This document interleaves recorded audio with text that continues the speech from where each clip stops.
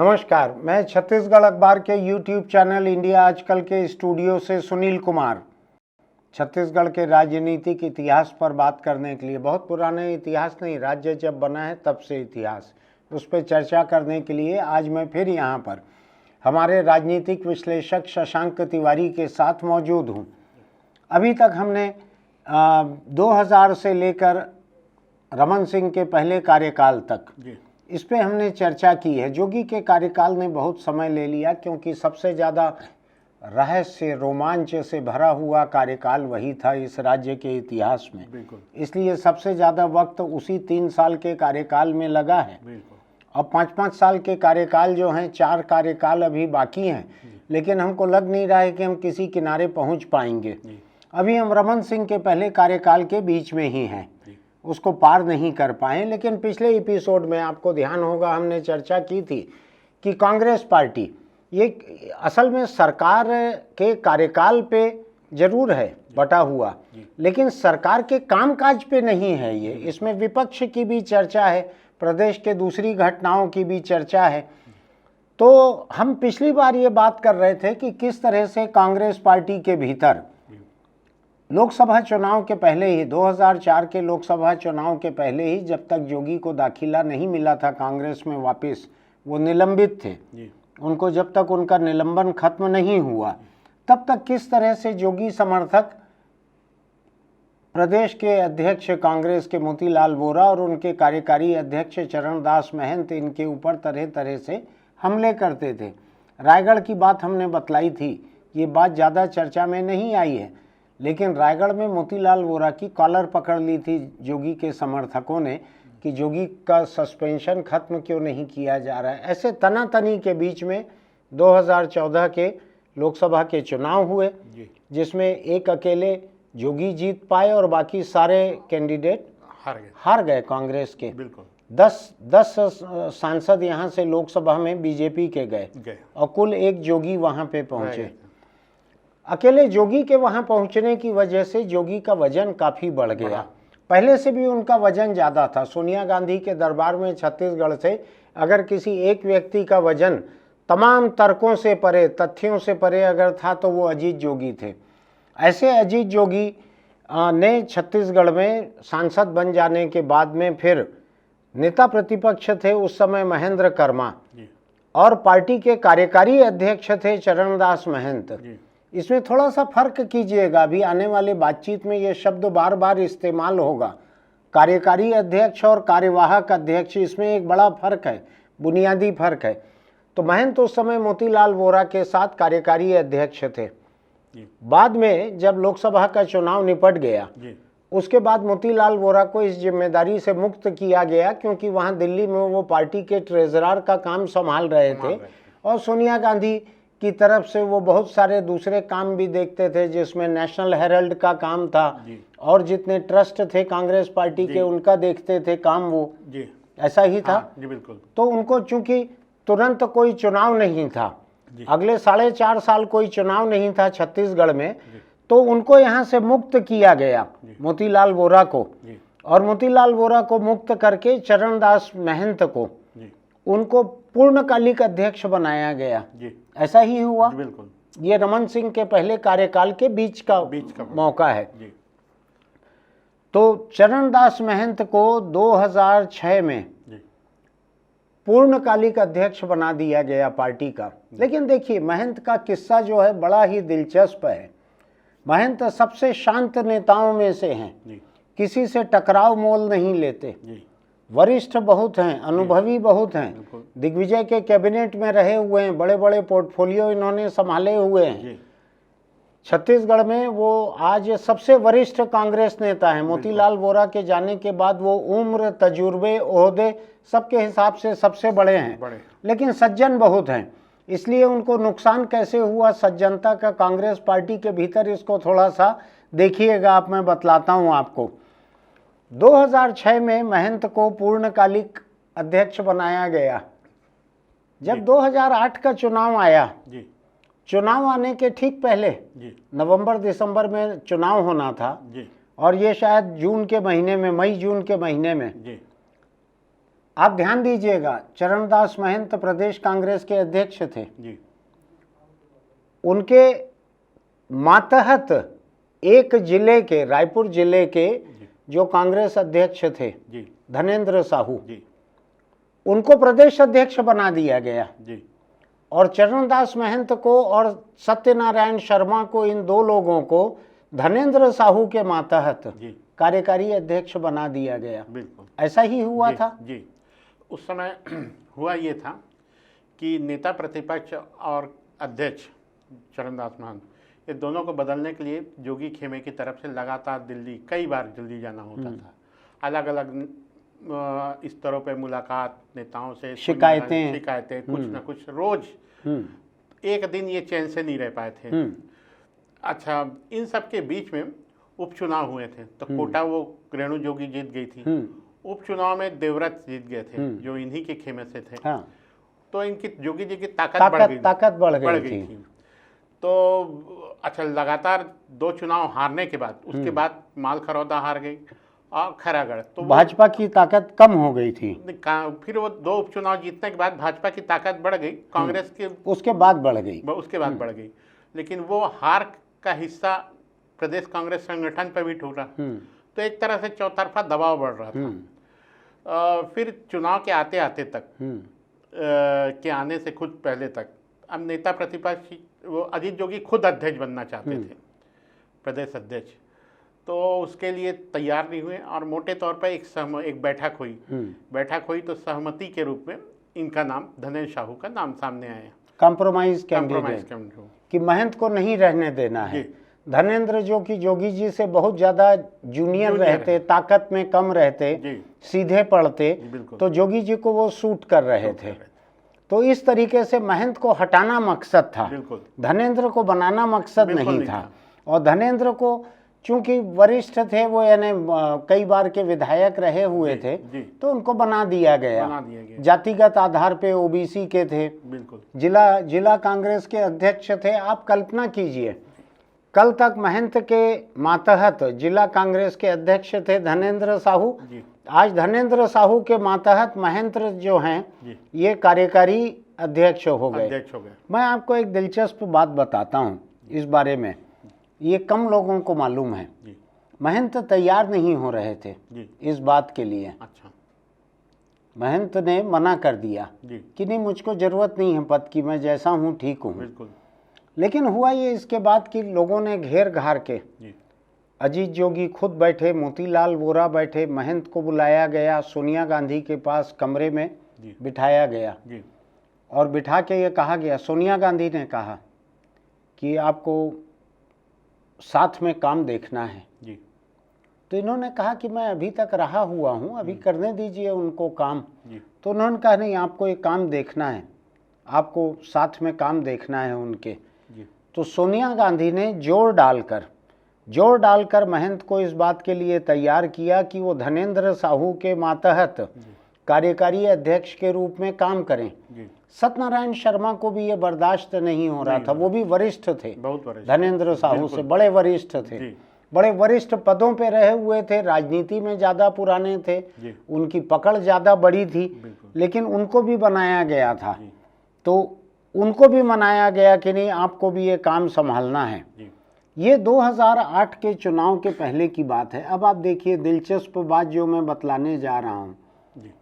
महंत को बनाया गया था 2004 के चुनाव के पहले मोतीलाल वोरा के साथ, 2004 के लोकसभा चुनाव के पहले।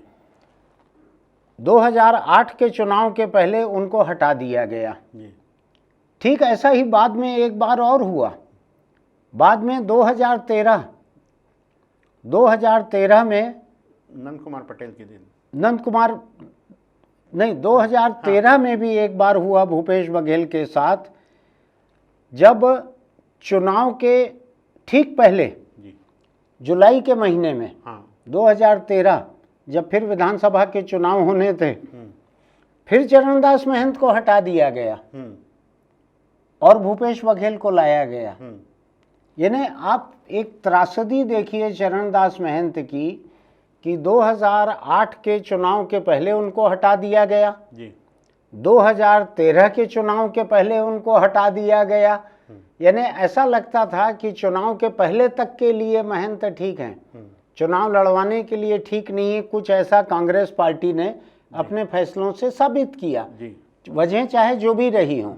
क्या वजह थी शशांक बार बार उनको ऐसे हटाने नहीं, की? ये जो 2000 भूपेश बघेल को बने हैं तो चुनाव के बाद बने हैं, वो बाद में बने, लेकिन महंत को 2013 में जुलाई के महीने में इनका कार्यकाल खत्म कर दिया गया था। जी, उस पीरियड में कुछ समय रहे ये, कुछ समय रहे। हाँ, वो चुनाव इन्हीं के नेतृत्व में हुआ एक अच्छा, तरह से। अच्छा। वो क्योंकि नेता सीएलपी थे उस समय रविंद्र चौबे, हाँ, और नंद कुमार पटेल की जो 25 मई को एक दुर्घटना में इस बीच हुआ ये था कि इस बीच में नंद कुमार पटेल को 2011 में पूर्णकालिक अध्यक्ष बनाया गया था। पार्टी का बड़े वरिष्ठ व्यक्ति थे, बिल्कुल, उनको बनाया गया था। लेकिन उसके बाद में झीरम का हमला हुआ बस्तर में, जिसमें और बहुत सारे नेताओं के साथ में नंद कुमार पटेल शहीद हुए, महेंद्र कर्मा नहीं रह गए, विद्याचरण शुक्ल बहुत बुरी तरह जख्मी होके लंबे समय अस्पताल में रहे और गुजर गए वहां से। ऐसा सब कुछ हुआ। तो ये एक वैकेंसी हो गई वहां पे प्रदेश कांग्रेस अध्यक्ष के स्तर पर। तो वहां पे फिर भूपेश बघेल को 2013 में वहां रखा गया। नहीं, वो तो लोकसभा विधानसभा चुनाव निपटने के बाद उनको बनाया गया वहां पर। तो क्या लगता है आपको, महंत को क्यों बार बार हटाया गया, क्यों मातहत रखा गया? देखिए, उसमें दो तरह की बातें थी। एक, जोगी जी अकेले सांसद थे और बाद में उनके साथ आके उपचुनाव में देवराज सिंह। अच्छा। ये जोगी जी चाहते थे केंद्रीय मंत्रिमंडल में शामिल होना चाहते खुद और वो किसी तरह दबाव बनाए हुए थे। लेकिन उनके खिलाफ दो सीबीआई के केस चल रहे थे। एक तो विधायक खरीद पर, उसको लेके हाईकमान तैयार नहीं थे बिल्कुल। अच्छा, तो वो उनका दबाव था किसी तरह, क्योंकि ये दोनों नेता उनके विरोधी माने जाते, विरोधी या प्रतिद्वंदी माने जाते थे, तो उनको हटाने के लिए दबाव बनाए।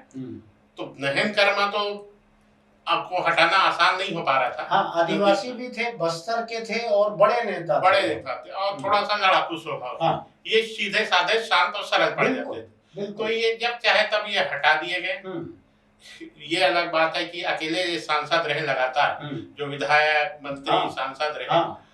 और फिर एक समय ऐसा भी आया जब केंद्र में भी मंत्री बने, राज्य मंत्री। मैं एक दिलचस्प बात आपको बतलाता हूँ, मैं गवाह रहा हूँ ऐसी कुछ एक बैठकों का, जिसमें भूपेश बघेल ने चरणदास महंत से विरोध दर्ज किया कि आप जोगी जी को बहुत ज्यादा महत्व देते हैं, बहुत ज्यादा सिर पे चढ़ाते हैं।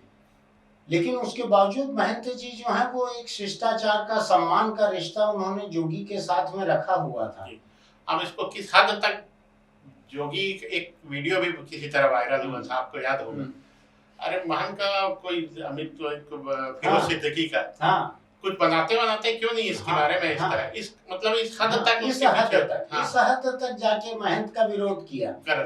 लेकिन मैंने महंत को कई जगह बात करते देखा है, उन्होंने जोगी जी के साथ में संबंध ठीक रखने की कोशिश की, पार्टी के हित में बार बार कोशिश की, हो नहीं पाया वो। अच्छा, दूसरी बार एक चीज और है कि जब थोड़ा सा अपन इस चर्चा में आ रहे हैं तो इसी में आए हैं।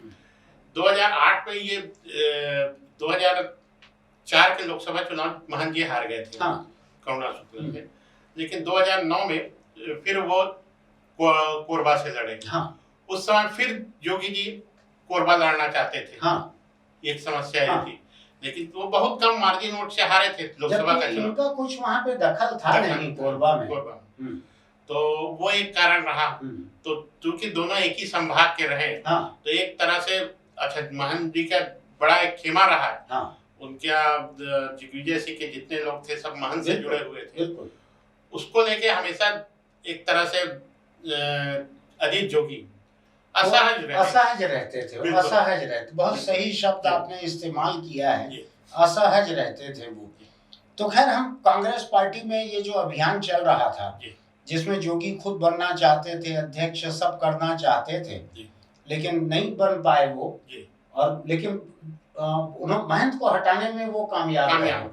जो बड़ी कामयाबी थी, बड़ी बड़ा नीचा दिखाया उन्होंने। बिल्कुल और कांग्रेस पार्टी ने जोगी की मर्जी से विविध भारती की तरह कई गाने बजाए हैं, बिल्कुल बार बार जोगी की मर्जी के फैसले लिए हैं, जी फिर चाहे उन फैसलों की वजह से कोई भी नीचा देखना पड़े, कुछ भी होना पड़े, जी वो किया कांग्रेस पार्टी ने। खैर, इसके बाद क्या हुआ शशांक, ये रमन सिंह की सरकार चल रही थी। अब इसमें थोड़ा सा सरकार के कामकाज की तरफ आते हैं। हाँ, तो उस समय बड़ा एक कांड हुआ था, ये पहले कार्यकाल की है, था तो मामला अविभाजित मध्य प्रदेश का। अविभाजित मध्य प्रदेश का शिवनाथ नदी के पानी का व्यवसायीकरण एक रेडियस वाटर कंपनी को दे दिया गया। हाँ, लेकिन इस पर शुरुआत में तो ध्यान नहीं दिया गया। कैलाश सोनी ऐसा कैलाश कुछ सोनी। नाम था क्या? हाँ, राजनांदगांव का था बिल्कुल ये, राजनांदगांव का है? बिल्कुल कंपनी जिसकी के बड़ी बड़ी मैगजीन में तस्वीरें छपी बिल्कुल, थी, बिल्कुल। एक मोटर बोट में वो खड़ा हुआ है बिल्कुल और शिवनाथ का नया मालिक ऐसा कुछ था उसके बिल्कुल, बारे में। बिल्कुल शुरुआत में तो कभी ध्यान नहीं दिया गया उसमें, लेकिन राज्य बनत अचानक एक बार 19 महीने में सरकारी खजाने में करीब 2-2.5 करोड़ की चपत लग गई। हाँ, उसके रेडियस वाटर के वो थोड़ा सा यहाँ बतलाना जरूरी रहेगा। जी। मध्य प्रदेश के समय से, अविभाजित मध्य प्रदेश के समय से जो वहाँ पे औद्योगिक विकास निगम रहता था, एवीएन, उस एवीएन ने क्या किया, उसने एक एग्रीमेंट किया छत्तीसगढ़ की शिवनाथ नदी को लेकर राजनांदगांव के एक व्यापारी कैलाश सोनी के साथ, बिल्कुल कि हम आपको ये नदी देते हैं, इसमें आप एनीकट बनाओ, इसमें पानी यहाँ से लेके हमारे औद्योगिक क्षेत्र में आप दो, हम आपको गारंटी देते हैं कि आपसे इस रेट पे इतना पानी इतने साल तक खरीदेंगे। वो शायद 15-20 साल का लॉन्ग टर्म, 20-22 साल का लॉन्ग टर्म एग्रीमेंट था। नतीजा ये हुआ कि जब छत्तीसगढ़ बना, यहाँ पे औद्योगिक क्षेत्र में उद्योग नहीं लगे, पानी की जरूरत नहीं पड़ी, तो भी रेडियस वाटर को सरकार को पैसा देना पड़ता था। बिल्कुल उस एग्रीमेंट को तोड़ने की बात हुई। अब मुझको याद आ रहा है, जब जोगी जी मुख्यमंत्री थे उस समय एक आध बार मैं मौजूद था किसी एक मीटिंग में, उस समय इस एग्रीमेंट को तोड़ने की बात हुई। तो शायद डीएस मिश्रा या कोई और थे, या फाइनेंस में जो सेक्रेटरी थे, उन लोगों ने ये कैलकुलेशन निकाल के सामने रखा कि अगर हम एग्रीमेंट तोड़ेंगे तो हमको इतना 1000 करोड़ रुपया कैलाश सोनी को देना पड़ेगा। सैकड़ों करोड़ रुपए, हजारों करोड़, ऐसा कुछ आ रहा था, बहुत बड़ी रकम आ रही थी। तो उससे बेहतर ये समझा गया कि चलो भाई इसको भी जारी ही रहने दो। कोई भी सरकार अपने ऊपर बड़ा बोझ लेना नहीं चाहती है तो जारी रहने दो। उस जारी रहने दो में बिना पानी लिए हुए कैलाश सोनी को सैकड़ों करोड़ रुपए का भुगतान हो रहा था। यही बात थी। बिल्कुल, हर महीने कुछ 20-21 लाख होता था इस तरह का। अब इसमें क्या हुआ, ये मामला विधानसभा में उठा, क्योंकि नहीं, आप अभी एक बात इसमें छुपा रहे हो। जी। जब मध्य प्रदेश के समय में एवीएन में जी ये समझौता हुआ, जी, कौन था एवीएन में जिसने दस्तखत किया था? उसी में आ रहा हूँ। अच्छा, मैं समझा आप उसको छुपा रहे हो। उसमें आ रहा हूँ। ये विधानसभा की कमेटी में ब्लैक एंड व्हाइट हुआ। ये छत्तीसगढ़ विधानसभा की कमेटी में ये मामला आया। विधानसभा कमेटी ने इस मामले की जांच की। तो फिर उसमें आया कि उस समय एवीएन के डायरेक्टर थे एमपी राजन, मध्य प्रदेश और यहाँ एक एवीएन के एमडी थे गणेश शंकर मिश्रा। अब विधानसभा की कमेटी ने इसको एक तरह से आपराधिक कृत्य भी माना। अब इनके खिलाफ कड़ी कार्रवाई की अनुशंसा की। इसमें कमेटी के चेयरमैन कौन थे? शायद रविंद्र चौबे थे। तो उसमें ये मामला है, उसमें एक चीफ इंजीनियर थे श्रीवास्तव, ऐसा करके कुछ अफसरों के खिलाफ कार्रवाई की अनुशंसा हुई। तो अब ये हुआ मध्य प्रदेश के समय। एमपी राजन रिटायर मध्य प्रदेश में ही रह गए थे और नौकरी छोड़ के अपने विदेश चले गए थे। ये यहाँ रहे गणेश शंकर मिश्रा। कुल मिला के विधानसभा की कमेटी का सामना करना पड़ा। उनको बुला के इनसे पूछताछ की गई, सवाल जवाब किए गए। और मुझको अगर ठीक से याद है तो रविंद्र चौबे इस कमेटी की इस जांच की कार्रवाई में बहुत आक्रामक थे। ठीक है ना? मैं बिल्कुल। और इस बात को लेकर गणेश शंकर मिश्रा को शिकायत भी थी। बिल्कुल। कि गणेश शंकर मिश्रा का करीबी पारिवारिक संबंध है, रिश्तेदारी है, बहुत ही करीबी पारिवारिक संबंध है रविंद्र चौबे से। बिल्कुल भाई लगते। तो गणेश शंकर मिश्रा को एक शिकायत थी कि रविंद्र चौबे जी ने इतने सब पारिवारिक रिश्तेदारी रहते हुए भी उनके खिलाफ इतने आक्रामक तेवर दिखाए। बिल्कुल ऐसे ही था। बिल्कुल। हाँ। तो खैर ये मामला, चूंकि एक बार कमेटी में बहुत सारे मामलों में ऐसा होता है सिफारिश हो भी जाती है तो कार्रवाई आसानी से होती नहीं है। हाँ। जैसे एक तो ये रहा, ये पेंडिंग रहा और ये कलेक्टर बन गए और गणेश शंकर मिश्रा और कमिश्नर बन गए, कमिश्नर का प्रमोशन के बाद प्रमोशन मिलते रहा, प्रमोशन के बाद रिटायर हुए तो एक पद भी मिल गया, इस तरह का होता रहा।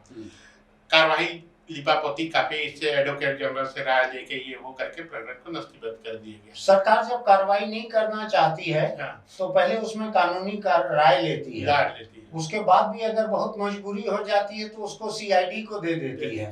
सीआईडी जो है एक किस्म से ताक है सरकार की, ताक पे धर देना जो बोलते हैं, तो ऐसा धर देते हैं उसको जी। और इसी तरह एक और मामला हुआ मुआ धान खरीदी का। ये क्या था? वो हुआ ये था कि धान खरीदी हमारे यहाँ बड़े जोर शोर से चलती है और प्राथमिक सहकारी सोसाइटियों के माध्यम से खरीदी होती है। मुआ में एक निजी संस्था को धान खरीदी की अनुमति दे दी गई। अब संस्था ने, एक संस्था से राजेंद्र अग्रवाल नाम है उसका, वो करता धरता थे, धान खरीद लिए, मिलिंग हो गई, मतलब मार्केट में पहुंचा दिए और वो पहुंचा दी, कहीं मिलिंग भी हो गई वगैरह वगैरह सब हुआ। अब एक हुआ ये कि बाद में पता चला कि शहर के बीच उस शंकर नगर से लगा हुआ आसपास का इलाका ही है, तो वहां तो धान उत्पादन होता नहीं, किसान कुछ नहीं होते, किसान नहीं थे। इस तरह की जांच हुई, बात एक मामला, ये मामला विधानसभा में उठा। हाँ। तो पता चला बोगस खरीदी हुई। हाँ। तो इस पे यानी जो कागज में खेत दिख रहे हैं पटवारी नक्शे में, उनसे खरीदी दिखा दी। और फिर उसमें परिवहन भी वैसे ही दिया, तो एक तरह से परिवहन का भुगतान ले लिए और कहीं से भी मतलब मंडियों में सस्ते में धान मिल जाता था, तो धान लेके कहीं सब वो कर दिए, जमा कर दिए, इस तरह का खेल हुआ था। तो ये मामला विधानसभा में बड़ा जोर शोर से उठा, जोर शोर से हुआ। विधानसभा की कमेटी ने इस मामले की जांच की।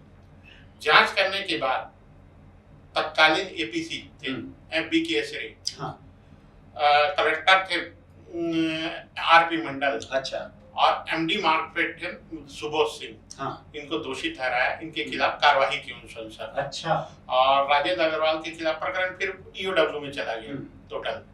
तो बाद में फिर जैसा रेडियस वाटर वाले का मामले का हुआ, ये भी देर सवेर सवाल जवाब में ये उलझ के दम तोड़ गया, जुड़ गया, किसी लॉजिकल कंक्लूजन तक नहीं पहुंचा।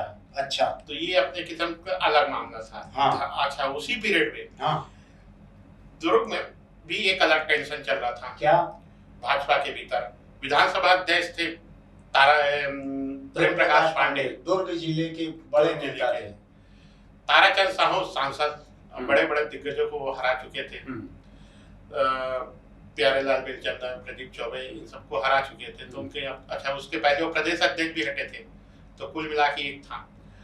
तो वो भी थोड़ा सा पार्टी लाइन से तिरछे चलते थे। अब उनके खिलाफ एक मामला आया, उनके सांसद प्रतिनिधि था रामफल शर्मा, उनके यहाँ भी धान का अफरा तफरी या इस तरह का कुछ राइस मिल था, कुछ इस तरह का केस हुआ, तो वहाँ छापे वाले प्रकरण बना।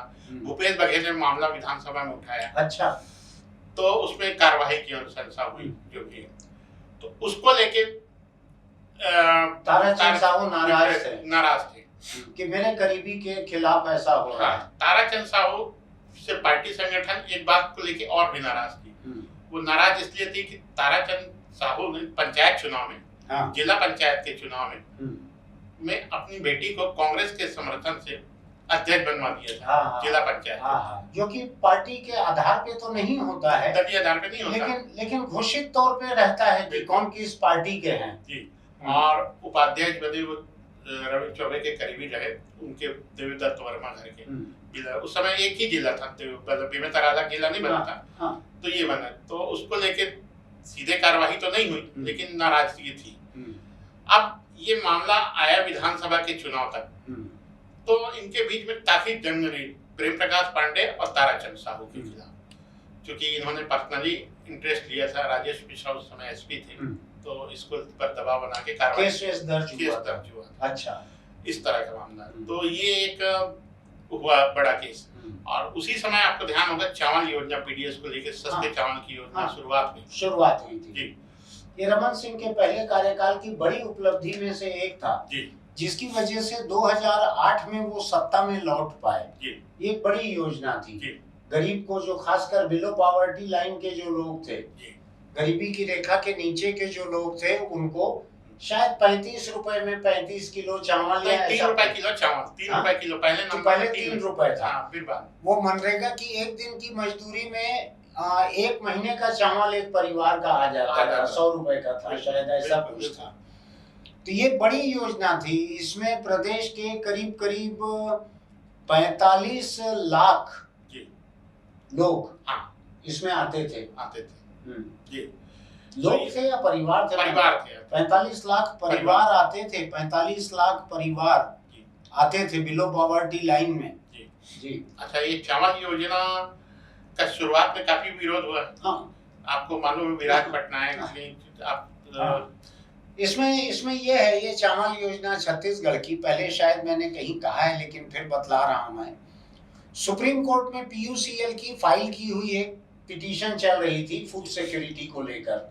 ये राजस्थान पीयूसीएल की कविता श्रीवास्तव ने सुप्रीम कोर्ट में ये केस लगाया था कि देश में लोगों को ठीक से राशन मिले, पोषण आहार ठीक से मिले, जो राशन का रेट है वो इतना रहे कि लोग खा सकें। ये सुप्रीम कोर्ट में केस चल रहा था। सुप्रीम कोर्ट ने उसमें 2 इंक्वायरी कमिश्नर बनाए थे, रिटायर्ड आईएएस लोग थे वो। एक डॉक्टर एनसी सक्सेना जो भारत सरकार के सचिव होकर रिटायर हुए थे, दूसरा छत्तीसगढ़ मध्य प्रदेश काडर के हर्ष मंदर, ये भी समाज सेवा के काम में आ गए, सामाजिक कार्यकर्ता हैं। इन 2 लोगों को सुप्रीम कोर्ट ने वहां पर इंक्वायरी कमिश्नर बनाया था। इंक्वायरी कमिश्नर का एक ऑफिस था वहां पर, उस ऑफिस में दोनों काम करते थे। वहां पर बैठकर जो देश के एक प्रमुख अर्थशास्त्री हैं जॉन द्रेस, जिन्होंने अमर्त्य सेन के साथ 7 किताबें लिखी हैं, वो भी वहां बैठकर काम करते थे। एक दीपा सिन्हा जिनसे हमने एक प्रोजेक्ट बनवा के यहाँ सब पार्टियों को दिया था बच्चों को नाश्ता देने के बारे में, वो भी वहां काम करती थी। विराट पटनायक प्रिंसिपल एडवाइजर थे, सुप्रीम कोर्ट के कमिश्नर्स के प्रिंसिपल एडवाइजर थे। वो पूरे देश की सरकारों के साथ तालमेल बैठाकर देखते थे कि यहाँ पीडीएस की स्कीम ठीक चल रही है कि नहीं, न्यूट्रिशन की स्कीम ठीक चल रही है कि नहीं, दलिया, पोषण आहार, गर्भवती माँ, छोटे बच्चे, इनको खान पान ठीक मिल रहा है कि नहीं, इसको सुप्रीम कोर्ट की तरफ से वो उसकी निगरानी करते थे। वो छत्तीसगढ़ में उसके पहले यहाँ रह चुके थे। एक्शन एड नाम की एक अंतर्राष्ट्रीय समाज सेवी संस्था में वो काम करते थे। यहाँ पर मेरे उसी वक्त से दोस्त थे। वो सुप्रीम कोर्ट के कमिश्नर के प्रिंसिपल एडवाइजर की हैसियत से वो छत्तीसगढ़ में ज्यादा दिलचस्पी लेकर काम करते थे। यहाँ की सरकार को कई तरह के महत्वपूर्ण सुझाव देते थे। और ये बात ज्यादा लोगों को नहीं मालूम है, लेकिन अब छुपाने जैसी गोपनीय भी नहीं है कि छत्तीसगढ़ में पीडीएस की स्कीम रमन सिंह के समय बनी और इतनी बारीकी से, कामयाबी से लागू इसलिए हो पाई कि विराट पटनायक के यहाँ संबंध थे सरकार में बहुत सारे अफसरों से। वो बारीकी से इसको देखते थे, बारीकी से इसको लागू करवाते थे। वो अफसरों को बतलाते थे कि कहाँ पे चूक हो रही है, मॉनिटरिंग करते थे। इसलिए छत्तीसगढ़ की पीडीएस स्कीम रमन सिंह के पहले कार्यकाल से ही इतनी कामयाबी से चल रही थी। जी बिल्कुल, यही था। बिल्कुल। अच्छा, ये चावल योजना को बहुत ठीक ढंग से प्रचारित किया था। हाँ। पार्टी ने हर जिले में एक सम्मेलन आयोजित किया और उसके बाद से सभा वभा लेके लोगों तक पहुंचाने का काम किया। तो इससे काफी सरकार को वाहवाही मिली। इसी से ही पुन्नूलाल मोहिले, उन्होंने खाद्य मंत्री, उन्होंने इनका नाम रमन सिंह का नाम चाउर वाले बाबा नाम बाबा ये उन्होंने ही दिया, उन्होंने कह दिया हुआ। अच्छा। तो वो नाम प्रचारित हुआ रमन सिंह का, थोड़ा सा कद उसमें काफी बढ़ा। और ये चुनाव के कुछ महीने पहले के हुआ था, मतलब ये फरवरी मार्च इस तरह के शुरुआत में हुआ था। हालांकि ब्यूरोक्रेसी इसके खिलाफ थी। ब्यूरोक्रेसी इसके खिलाफ थी। उनको लगता था कितना पैसा सरकार का इसमें डालेंगे, लोगों को अच्छा नहीं लगता था कि गरीब को चावल मिल जाए। आपको ध्यान होगा केंद्र सरकार ने जब यूपीए सरकार ने मनरेगा जैसी स्कीम लागू की तो लोगों ने कहा था कि डुबा देंगे पूरा, लोगों को काम करना छूट जाएगा, लोग घर बैठे कोई भी अपने गांव में काम मिल रहा है। तो मनरेगा का भी बड़ा विरोध किया था बड़े अफसरों ने। बाद में जाके साबित हुआ कि इस देश में लॉकडाउन, कोरोना, ऐसे बहुत सारे दौर जो हैं केवल मनरेगा स्कीम के चलते हुए लोग जिंदा रह पाए। बिल्कुल ऐसे ही था। बिल्कुल। और उस समय इस तरह की योजनाएं सिर्फ दक्षिण भारत में चलती थी। हमारा इधर खासकर तमिलनाडु में, तमिलनाडु, आंध्र प्रदेश में भी एनटीआर वगैरह ने शुरू की थी। हमारे यहाँ लेकिन तमिलनाडु पायोनियर था, पहला राज्य था। यानी पहला राज्य जिसने मिड डे मील रखा, पहला राज्य जिसने अम्मा कैंटीन चालू की जहाँ 5 रुपए में खाना मिलता था। ऐसी कई काम करने। अभी नाश्ता जो मैं कह रहा हूँ, जो मैंने बार बार कहा कि स्कूली बच्चों को नाश्ता मिलना चाहिए सरकारी स्कूल में, तो वो नाश्ते की योजना भी तमिलनाडु ने ही सबसे पहले चालू की थी। तो इससे सरकार का मतलब खास करके रमन सिंह ने चूंकि सारे अड़के सारा विरोध उन्होंने किनारे कर दिया अफसरों का। तो उससे इसको फायदा भी हुआ। कुछ मंत्री भी इसके पक्ष में नहीं थे शुरू में नहीं थे। काफी मंत्री तो ज्यादातर विरोध में ही थे। मुझको याद है वो। तो कुल मिला के ये योजना लॉन्च हुई और बाद में आज तक वो किसी न किसी रूप में चली रही। मतलब इसमें एक दिलचस्प बात और हुई थी, वो इस कार्यकाल की है कि अगले कार्यकाल की है मुझको नहीं मालूम। अफसरों ने एक आपत्ति ये लगाई कि भाई पहले लिस्ट बन जाने दी जाए बिलो पॉवर्टी लाइन लोगों की, कि गरीबी की रेखा के नीचे कौन लोग हैं इसकी लिस्ट बने। लेकिन विराज पटनायक ने सुप्रीम कोर्ट के सामने मामला उठाया। सुप्रीम कोर्ट से आदेश हुआ कि जब तक आपकी फाइनल लिस्ट नहीं बनती है तब तक जितने तरह की लिस्ट आपके यहाँ प्रचलित हैं, चाहे इस विभाग ने बनाई हो चाहे इस विभाग ने बनाई हो, उसमें से हर लिस्ट में, किसी भी लिस्ट में अगर किसी का नाम है बिलो पॉवर्टी लाइन में, तो उसको गरीबी की रेखा के नीचे वाला राशन दिया जाए। तो उसमें क्या हुआ, उसमें 5-10 लाख लोग ज्यादा जुड़ गए थे, क्योंकि कोई किसी लिस्ट में थे, कोई किसी लिस्ट में थे। आगे जाके फिर बाद में उस लिस्ट की बारीकी से जांच की गई तो वो लोग कम हुए। लेकिन लोगों को कोई सच में ही हकदार हो, उसको भूखा ना रहना पड़ जाए, वो चावल से वंचित ना रह जाए। इसलिए सुप्रीम कोर्ट ने ये तय किया कि जब तक आप लिस्ट तय नहीं करते हो तब तक सबको दो, कोई भी एक लिस्ट में नाम है तो दो। ऐसा करके ज्यादा लोगों को कुछ समय तक मिला था। बाद में वो कार्ड कैंसिल हुए। याद है ना आपको? इसका एक राजनीतिक मुद्दा भी बना था कि कार्ड कट रहे हैं। जी, उसमें एक चीज और छोटी सी बात आ रही है। ये जब योजना चालू हुई तो गरीबों के बीच में स्वाभाविक है, उसके बीच में काफी लोकप्रिय भी रही। उस दौरान ये ध्यान आ रहा है कि फूड सेक्रेटरी थे गवर्नमेंट ऑफ इंडिया में सिराज हुसैन। वो रायपुर आए हुए थे। अच्छा।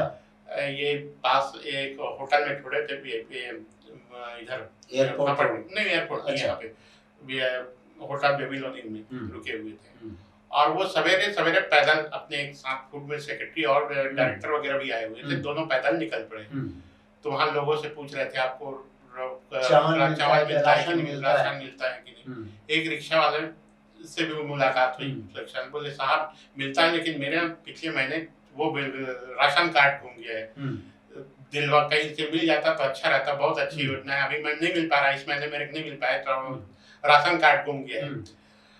तो उन्होंने नाम वाम पूछ लिया, अच्छा ऐसा करके फिर आगे बढ़ गए। तो फिर बाद में आए तो फूड सेक्रेटरी थे उस समय, प्रिंसिपल सेक्रेटरी काम देख रहे थे, विवेक ढांड, उनको बुलवाया। बोले देखिए रिक्शे वाले का है, कैसे भी करके इसका कार्ड ढूंढ के बनवाओ। ऐसा करके सुबह मिल गया था। तो थोड़ा सा सर बाद में मिला नहीं मिला अलग विषय, लेकिन फूड के अफसर पूरे रिक्शे वाले को ढूंढने निकल रहे थे। ये था कुल मिला के। तो ये योजना बहुत तामझाम से भी चालू हुई। लोगों के बीच में इनकी काफी वो रही। और रमन सिंह को आयुर्वेदिक डॉक्टर होने के कारण जिन लोगों के मन में आयुर्वेद को लेकर हिकारत है, वो रमन सिंह को झोला छाप डॉक्टर बोलते थे। याद है आपको? मुझको थोड़ा मन में ठेस इसलिए भी लगती थी कि मेरे पिता जो हैं वो भी होम्योपैथी और आयुर्वेद दोनों की प्रैक्टिस करते थे। वो रमन सिंह की तरह बीए में डिग्रीधारी नहीं थे, लेकिन वो परंपरागत रूप से दोनों पद्धतियों का इलाज सीखे हुए थे। तो जब कभी कोई किसी आयुर्वेदिक डॉक्टर को झोला छाप डॉक्टर कहता था तो मेरे मन में एक टीस उठती थी कि मेरे पिता भी यही पद्धति से इलाज करते थे। और रमन सिंह तो डिग्री वाले थे, उन्होंने बीएमएस 5 साल का किया था जिसमें सर्जरी भी सीखी थी। अगर आपको ध्यान होगा तो कवर्धा में मेरा ख्याल है डॉक्टर श्रीवास्तव एक थे, उनके हॉस्पिटल में रमन सिंह काम करते थे और उनके साथ सर्जरी भी करते थे। याद है आपको? ये वहाँ सर्जरी भी करते थे रमन सिंह, क्योंकि बीएमएस में सर्जरी सिखाते हैं। आपको रमन सिंह के प्रैक्टिस का तरीका मालूम है कि नहीं? कैसे करते थे प्रैक्टिस? नहीं मालूम है। कवर्धा में जहाँ बाजार लगता है वहां पर लोहे की एक गुमटी थी। अभी जैसे गुमटी में आप देखते हैं ना, मुर्गी बिकती है, अंडा बिकता है, दूध बिकता है, लोहे की गुमटी रहती है, ऐसी गुमटी थी कवर्धा के बाजार में। उसमें रमन सिंह खुद गुमटी के भीतर बैठते थे एक स्टूल पे, और मरीज के लिए जगह नहीं थी गुमटी के भीतर, तो गुमटी के दरवाजे के बाहर मरीज स्टूल पे बैठते थे। रमन सिंह वहां उनको देख के उनका इलाज करते थे। तो उनकी जो बुनियाद है कवर्धा की, ये इस तरह से बिल्कुल जमीनी स्तर पे काम करने वाली उनकी बुनियाद रही वहां की। ये आपको नहीं याद होगा। मैं उनके साथ कवर्धा गया था उनके घर, उस समय उन्होंने बतलाया था मुझको। ऐसा लोहे की गुमटी जैसा उनका वो था, क्लिनिक था वहां बाजार के बीच में। फिर क्या हुआ शशांक के चावल वगैरह के बाद में? चावल योजना इधर लॉन्च हुई, चल रही थी कंपनी तक अपने वो फिर इन सब के बीच में कांग्रेस अब चुनाव की दौड़ शुरू हो गई। टिकट वितरण 2008 करीब आ रहा था। 2008 करीब आ रहा था। अब टिकट को लेके किचकिच शुरू हो गई। यहाँ प्रदेश कांग्रेस में एक बदलाव तो हो ही चुका था धनेन्द्र साहू के रूप में। तब तक विद्याचरण आ गए थे कांग्रेस में? कांग्रेस में ही थे, आ गए थे। श्यामाचरण भी थे। श्यामाचरण भी थे। श्यामाचरण, अमितेश शुक्ला भी। श्यामाचरण बीमार पड़ गए थे, उनसे निधन, मतलब हॉस्पिटलाइज थे। अच्छा, ये डेथ हो गई थी। अच्छा, स्वस्थ नहीं थे। हाँ।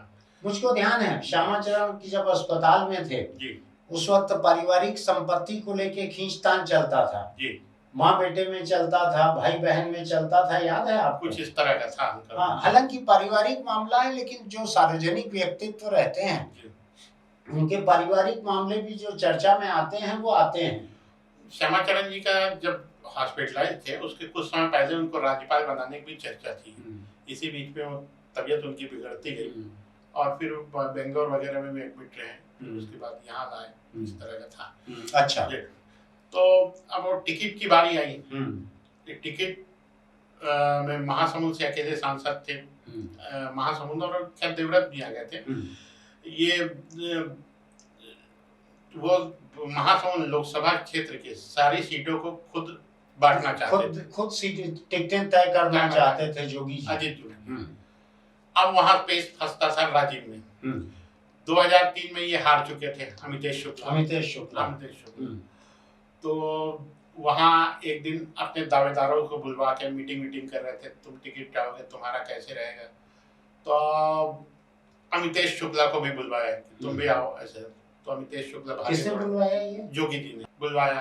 बोले देखो 21 लोगों का नाम आ गया, तुम्हारा नाम 22वें नंबर पर है और राजीव में, तो आसान नहीं है, जो है उसको देखूंगा, जो इसमें से बेहतर होगा उसमें से टिकट तय होगी। उल्टे पावर खैर लौटे, लेकिन अंततः टिकट अमितेश को मिल भी गई। और इधर भाजपा में ताराचंद साहू और प्रेम प्रकाश पांडे के बीच झंझट बढ़ गई और किसी भी सूरत पे ताराचंद साहू उनको टिकट न दे, ये इसके लिए कोशिश करते थे। मिले प्रेम प्रकाश पांडे की टिकट कट, प्रेम प्रकाश की टिकट कटवाने में लग गया ताराचंद साहू। ताराचंद साहू मुझको ध्यान पड़ रहा है कि बहुत आक्रामक छत्तीसगढ़वाद चलाते थे, छत्तीसगढ़ियावाद, ऐसे ही था बिल्कुल। और प्रेम प्रकाश पांडे को वहां की राजनीति में वो गैर छत्तीसगढ़िया गिनते थे, अभी भी कुछ लोग गिनते हैं। हालांकि प्रेम प्रकाश पांडे जिस हद तक छत्तीसगढ़ से जुड़े हुए हैं और पूरी, उनके पिताजी शायद वहां बीएसपी में काम करते थे, तो वो पूरी तरह से छत्तीसगढ़ी हैं। लेकिन जब लोग छत्तीसगढ़ी गैर छत्तीसगढ़ी को बड़े आक्रामकता से लागू करते हैं। जी। तो ताराचंद साहू उस वक्त एक माहौल बनाने में कामयाब थे कि बाहरी हैं। बिल्कुल। और उस वक्त फिर इधर टिकट वितरण शुरू हुआ, कांग्रेस में टिकट बंटवारा। अच्छा हाँ, इसमें एक चीज ये है, भाजपा में आधा दर्जन से अधिक, लगभग दर्जन भर विधायकों की टिकट कटी थी जो 2003 में जीते थे, लेकिन 2008 में उनकी काट दी थी टिकट। उसमें अकेले महासमुंद जिले से मुख्यमंत्री के रमन सिंह जी के गृह जिले नांदगांव से संजीव शाह, राजेंद्र पाल सिंह भाटिया, विनोद खांडेकर, इनकी भी टिकट कटी थी। बिल्कुल। ये मुख्यमंत्री थे तो भी इनके अपने आसपास के लोगों की नहीं बचा पाए थे। और खास करके ये, जबकि भाटिया और ये तो दो बार के विधायक थे, 2-3 बार के विधायक, फिर भी इनकी टिकट काट दी थी। तो वो एक भाजपा में पहल ठोस ढंग से हुई, मतलब इस तरह के। कांग्रेस में इस तरह की बहुत ज्यादा तो कुछ नहीं हो पाया, लेकिन सब अपने अपने समर्थकों को ज्यादातर लोगों के एडजस्ट कराने में रहे। विद्याचरण जी इसमें थोड़ा घाटे में रहे। अच्छा। उन्होंने फिर सोनिया गांधी को चिट्ठी लिखी थी कि मेरे नाम से एक भी समर्थक को नहीं मिला है। हाँ। ये अलग बात है कि मीटिंग में वो महेंद्र कर्मा या महान जी का इस तरह का साथ देते रहे। हाँ। लेकिन उनके खुद के जो खाटी यानी जिनके ऊपर वीसी शुक्ला का ठप्पा लगा था, ऐसे किसी को नहीं मिली थी टिकट उस समय। फिर उनके बाद टिकट तब तक सूची जारी भी हो गई थी, तो 2-3 सूची जारी होने के बाद फिर उनकी चिट्ठी अहमद पटेल को दी गई सोनिया गांधी की तरफ से, उनका निराकरण करिए करके। तो फिर उसमें संतोष अग्रवाल को रायपुर पश्चिम से दी गई। अच्छा। ये विद्याचरण की वजह से। अच्छा। अब इसी समझौता के तहत बाकी सब भी तैयार थे। कुलदीप जुनेजा को रायपुर उत्तर से। कुलदीप जुनेजा के बड़े भाई जो थे बलबीर जुनेजा, जो मेयर थे यहाँ के, वो विद्याचरण शुक्ल के बहुत ही करीबी थे। और मेरे ख्याल से वो अधिकतर समय विद्याचरण के साथ ही रहे। अधिकतम समय। तो उनको उस वक्त तक बलबीर जुनेजा रह नहीं गए थे शायद। नहीं रह गए, थोड़ा जल्दी गुजर गए। तो कुलदीप जुनेजा उनके छोटे भाई को विद्याचरण ने यहाँ से टिकट दिलवाई और संतोष अग्रवाल को दिलवाई रायपुर से। ये 2008 का आप बतला रहे हैं। अच्छा। ये इस समय ठीक पहले परिसीमन हुआ था, बहुत सारी सीटें बदली थी, वरना रायपुर में 2 ही सीट थी, शहर और ग्रामीण।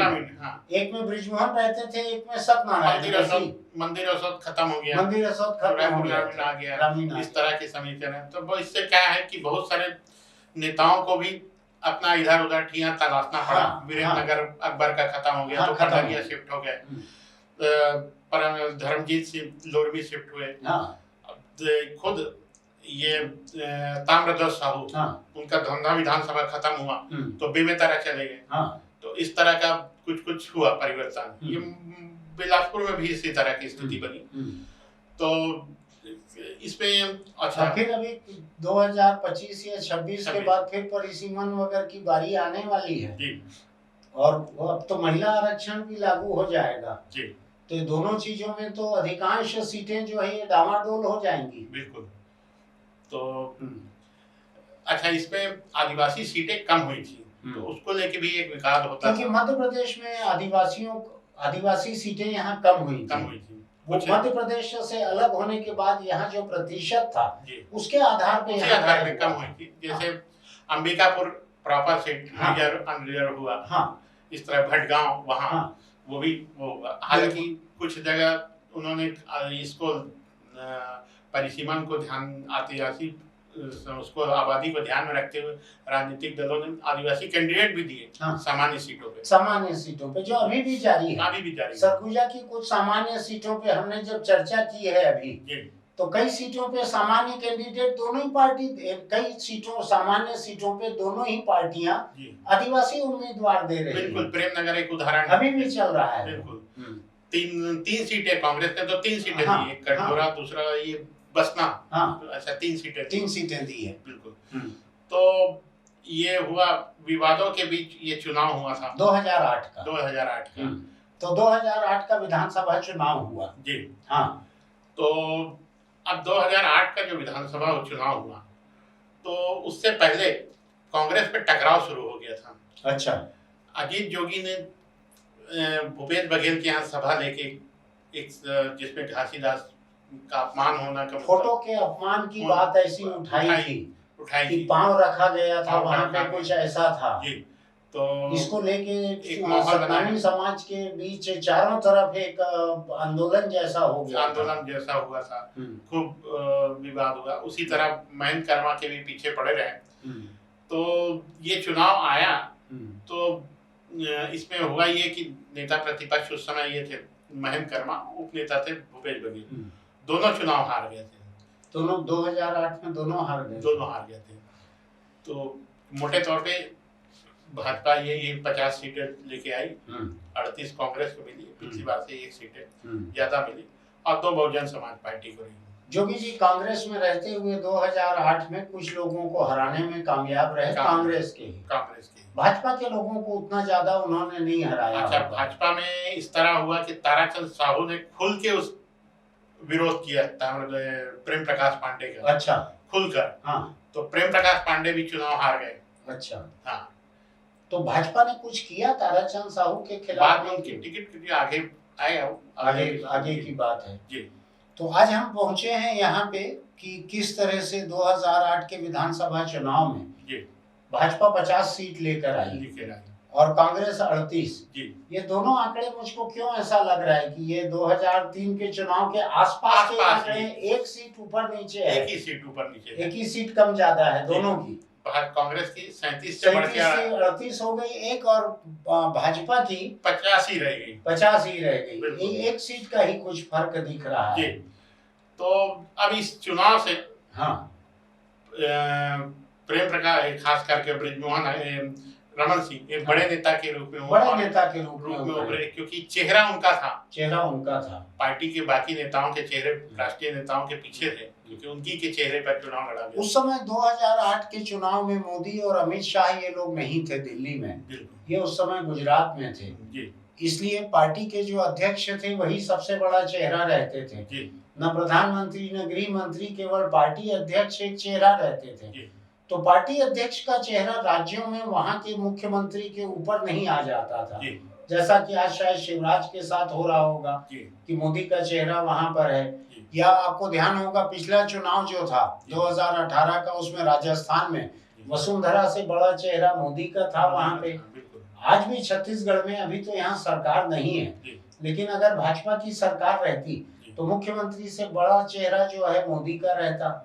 उस समय ये नौबत नहीं थी। उस समय जीत हार दोनों का श्रेय या दोनों का जो भी ठीकरा फूटना है वो मुख्यमंत्री का ही सिर था। तो रमन सिंह का अच्छा बड़ा सिर था, जो 2003 में जोगी से जीत के आए, 2008 में फिर पार्टी को जिता दिए। लगातार 2 चुनाव उन्होंने यहाँ जिताए। ये छत्तीसगढ़ के पहले 2 चुनाव भी थे, क्योंकि 2003 के पहले तो मध्य प्रदेश से विरासत में आए विधायकों की सरकार थी। तो आज हम जहां तक पहुंच रहे हैं वो ये है कि छत्तीसगढ़ राज्य बनने के बाद के 2 पहले विधानसभा चुनाव दोनों रमन सिंह की अगुवाई में जीते गए। पहला 2003 में जब वो भाजपा के प्रदेश अध्यक्ष थे, दूसरा 2008 में जब वो भाजपा के मुख्यमंत्री थे।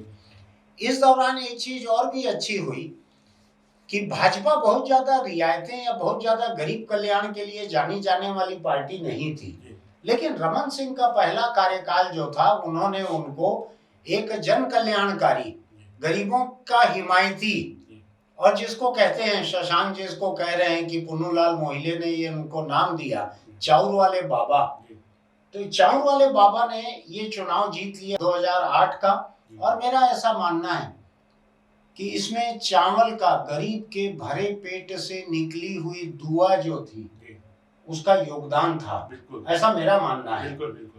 जो गरीब है उसको 2 वक्त का खाना अगर मिलने लगा पेट भर, तो उसके पीछे रमन सिंह की रियायती योजना थी, इसको कभी नहीं भूलना चाहिए। अच्छा, इसमें एक चुनाव में और बड़ा दिलचस्प है कि ये सलवा जुलूम आंदोलन के दौरान हुआ था।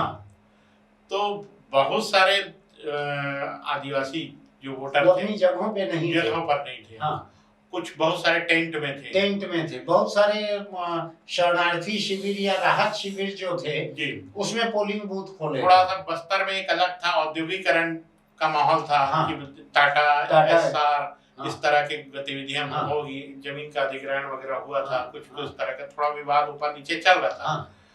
तो इसके कारण इन सब वजहों से बस्तर में बहुत अच्छी सफलता मिली थी। 12 में से 11 सीटें भाजपा को मिली थी। 12 में से 11 सीटें। मुझको ऐसा क्यों ध्यान पड़ रहा है कि बस्तर में इसके बाद एक चुनाव कोई और ऐसा आया जिसमें 11 कांग्रेस की और एक भाजपा की हो, 2018 का। बिल्कुल। बस्तर का मिजाज कुछ ऐसा है जिसको देता है छप्पर फाड़ के देता है। ऐसा एकमात्र कवासी लखमा अपनी सीट बचाने में कामयाब रहे थे। ऐसा जी, सारे लोग हार गए थे, वो भी 200 के अंदर की मार्जिन से। ऐसा जी। उसी आपको ध्यान होगा कि उस समय बस्तर कमिश्नर थे गणेश शंकर मिश्रा। इनको चुनाव आयोग ने हटाया था। इनको छुट्टी पर भेजा था। विश्वरंजन को छुट्टी पे भेजा था। जी, ठीक याद है। तो थोड़ा सा उस तरह के माहौल के बीच में चुनाव हुआ था। कलेक्टर थे उस समय जो भी थे, उनको भी हटाया गया था। कुछ इस तरह के KR पिरदा थे दत्तेवाड़ा कलेक्टर, उनको हटाया गया था। वो हाफ पैंट टी शर्ट में मुझको राहत शिविर में मिले थे वो। और वो शायद अकेले ऐसे IAS अफसर थे जिन्होंने बस्तर से निकलने की कोशिश नहीं की। उनको जितना मुश्किल काम मिला उन्होंने उसको किया, ना खतरे को देखा, न असुविधा को देखा, किसी चीज को नहीं देखा। वो भूत की तरह काम करते रहते थे। ऐसा ही था। बिल्कुल। चलिए, आज की बात हम यहाँ पर खत्म करते हैं। कल हम फिर आपके सामने पेश होंगे। कल तो 30 तारीख है। कल हो सकता है कि एग्जिट पोल के नतीजे शाम को आने लगे। हम कोशिश करेंगे कि उन नतीजों के पहले इस बातचीत को रिकॉर्ड कर सकें। होगा तो एग्जिट पोल कल शाम को 6, 7, 8 बजे जब भी नतीजे आने लगेंगे, हो सकता है मैं और शशांक आपके सामने फिर एक लाइव ब्रॉडकास्ट करें हमारे YouTube चैनल पर। तो देखते हैं क्या होता है। कल आज का ये एपिसोड है, कल हम कोशिश करेंगे एक एपिसोड पहले करने की। उसके बाद शाम को हम आपके बीच रहेंगे ही। कल शाम को हमारा लाइव ब्रॉडकास्ट देखना मत भूलिएगा YouTube चैनल पर। आपको अगर हमारे वीडियो अच्छे लगते हैं तो इसको सब्सक्राइब कीजिए, नोटिफिकेशन की बटन दबाइए, लाइक कीजिए, टिप्पणी लिखिए, चाहें तो इसके लिंक अपने दोस्तों को भेजिए। हो सकता है उनको भी छत्तीसगढ़ के बारे में कुछ नई बातें पता लगें। हम लोगों को भी यहाँ बात करते करते ही कई चीजें ताजा हो रही हैं, कई चीजें याद आ रही हैं। हम कल फिर मिलेंगे। तब तक के लिए एक छोटी सी अपील आपसे, अगर आप सिगरेट, बीड़ी, तंबाकू, गुटखा का शौक रखते हैं तो इसको छोड़ दीजिए। इससे कैंसर का खतरा बहुत 100 गुना बढ़ जाता है आपके ऊपर, सिगरेट, बीड़ी न पीने वालों के मुकाबले। और ये बीमारी कैंसर की ऐसी है जो न केवल मरीज को मारती है, पूरे परिवार को मार डालती है। इससे बच के रहिए, इस लत में मत पड़िए। फिर मिलते हैं।